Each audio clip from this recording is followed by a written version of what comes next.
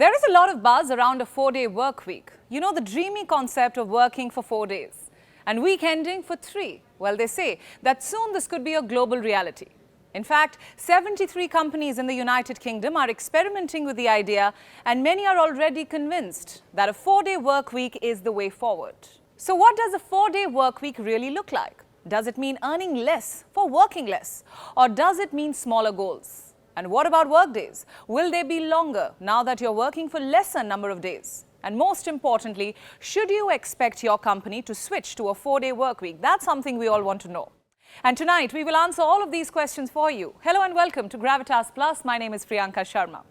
And this is how our weekly calendar looks like right now. 5 days of work and 2 days of holiday. For some of you, the combination may be 6 and 1, but rarely is it 4 and 3. A 4-day work week aims to change all this. So like the name suggests, it means working for only 4 days. You work Monday to Thursday and your weekend starts right after. An important thing to note here is that a 4-day work week does not mean, I repeat, it does not mean taking a salary cut. Your targets remain the same, your goals remain the same. The idea is to do more in less time. Basically, be 100% productive for 4 days. What happens to the amount of hours that you clock in?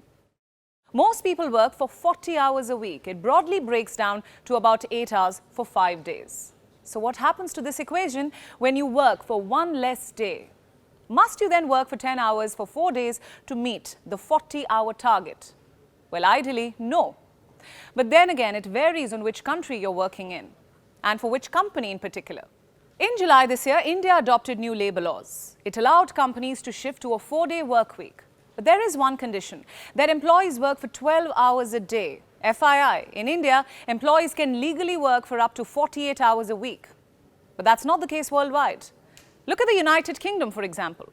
It is in the middle of the world's biggest 4-day work week trial.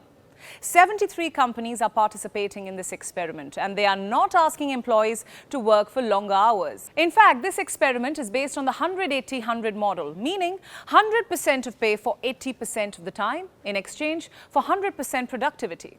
This is a 6-month-long trial. It began in June this year. And halfway into the experiment, a lot of the firms were already sold on a 4-day work week. A survey of 41 of the 73 companies found that 86% of them will stick to this model for good, while 95% were able to maintain the level of productivity even with 80% of billable hours. Some said they have in fact seen an improvement in productivity. So what kind of companies are taking part in this experiment? Software development companies, recruitment companies, fish and chips outlets, even breweries, charities, asset management firms, workplace consulting firms, companies providing education services, skincare companies, digital marketing companies. It's a wide and impressive range. One employee who is a part of this trial told the BBC that she was sleeping better. She says, and I'm quoting, "I'm definitely more motivated. One thing I've noticed is sleep. I'm sleeping a lot better and getting up is a lot easier." So you see, basically, this fits into the mantra of work hard and party harder. Or if you are past your 20s, then work hard and relax harder. A similar 4-day work week trial also took place in Iceland. This was between 2015 and 2019. Again, the result was an overwhelming success. As we speak, some 86% of workers in Iceland already work shorter hours for the same pay. Iceland is moving towards a 4-day work week. So what do you think? Should your country do the same? Employees who participated in the Icelandic trial said they felt less stressed. Their work-life balance had improved.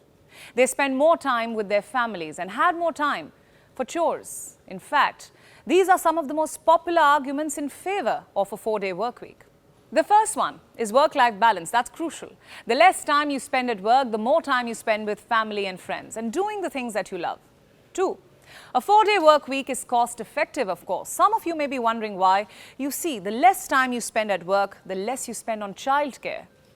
You also save on commute and office lunches. Coming to point number 3, a shorter work week is also environment-friendly. This report found that the UK's carbon footprint can be cut by 20% if it switches completely to a 4-day work week.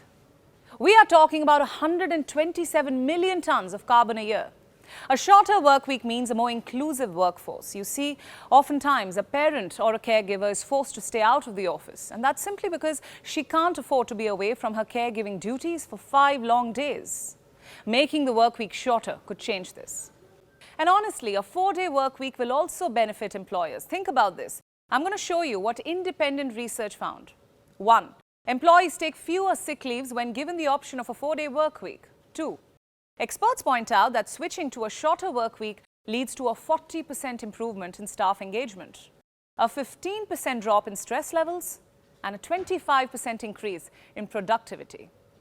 But not all employers are convinced. The most widely used argument against a 4-day work week is that it does not suit all industries, especially sectors that work throughout the week. I'm talking about all 7 days, like the media, the emergency services, public transport, logistics, healthcare. You get my point. So for sectors such as these, switching to a 4-day work week means hiring more workers, which means an increase in cost. Here's another argument against a 4-day work week. Employers fear that a longer weekend would encourage moonlighting. With more time to spare, people will take up a second job. And not all companies are okay with this. You must have in fact seen this in the news. Wipro just fired 300 employees for moonlighting. Then in countries like India, where a 4-day work week means a 12-hour workday, workers are likely to face a higher risk of burnout, making the practice itself unsustainable. Employers also fear an increase in absenteeism. A Mercer study found that 35% of all sick leaves are taken on Monday. Now, you and I both know that not everyone absent on Monday is sick. So what if people now start taking off on Thursdays too for the sake of a longer weekend? Then the total working days drop to 3. But these, of course, are exceptions. It's not like people don't want to work. But then again, they also want a work-life balance. They want to have a life outside of the office. Also, employees don't want to be burnt out. You see, employees today prefer flexibility, and the younger generation especially prioritizes flexibility. So why not give it to them? Why not make our work week a little more employee-friendly? Must we stick to a 5-day work week simply because it has been that way for a while now? History tells us that our work calendars must evolve with time. Take the case of America. In the late 1700s, most Americans were working on farms, some in small family businesses. The average full-time worker worked for 6 days a week. He clocked around 72 hours every week, which is around 12 hours a day. And then in the 1800s, a lot of workers moved to large-scale factories. New technologies helped improve productivity. The working hours declined to 68 hours a week. This was in 1860. By 1900, the number fell to 65 hours a week, and in 1930, it was down to 50 hours a week. By then, of course, automaker Ford had already begun experimenting with a 5-day work week. It became a permanent policy in 1926. Ford was one of the first private companies to make this shift. The idea was new back then, just like a 4-day work week is now. But if history teaches us one thing here, it is not to obsess over a rigid structure. The concerns that employers have are valid, but the argument in favor of a shorter work week too is very strong. Plus, it is backed by solid trials. So what should employers do? Perhaps be open to change. Employers must understand that longer work weeks or longer working hours are not equal to more productivity.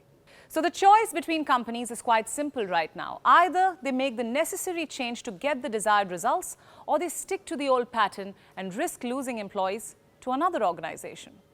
I say this because there are several companies today which are already offering a 4-day work week.